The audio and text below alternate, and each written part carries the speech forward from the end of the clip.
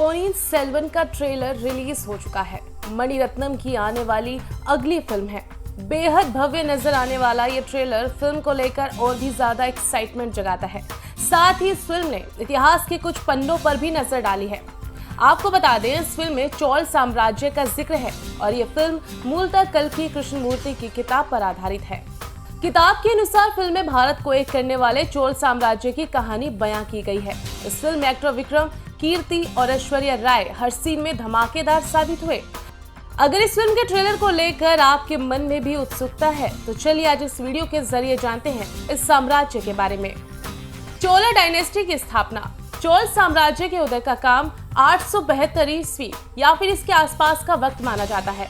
कहा जाता है इसकी स्थापना विजाल्य ने की थी, जो पूर्ववर्ती पल्लव वंश के सामंत हुआ करते थे। चोल शासकों को बेहद बहादुर और कुशल माना जाता था। तथ्यों के अनुसार उन्होंने भारतीय प्रायद्वीप के अधिकांश हिस्से पर कब्जा कर लिया था और श्रीलंका तक भी पहुंच गए थे। 9वीं शताब्दी में हुआ और दक्षिण प्रायद्वीप का अधिकांश भाग उसके अधिकार में था।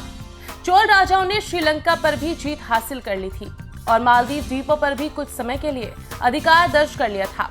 चोल वंश ने लगभग 2 सदियों यानी कि 12वीं ईस्वी के मध्य तक अपनी एक स्थायी सत्ता दी। उनके समय को दक्षिण भारत का स्वर्ण युग भी माना जाता है। अब जानते हैं इस फिल्म में किस राज्य की कहानी है।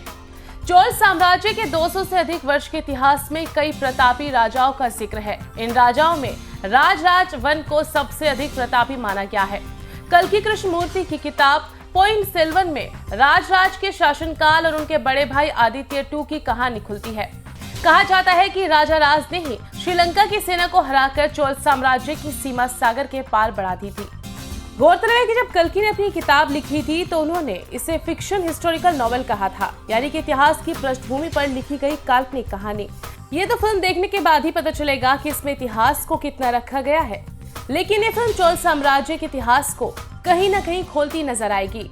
चोल साम्राज्य के इतिहास को देखा जाए तो इस समय में भारत सोने की चिड़िया कहलाता था और लोग बहुत ही कम इस इतिहास के बारे में जानते हैं। भारत का ये प्राचीन राजवंश दक्षिण भारत और आसपास के अन्य देशों तक फैला था।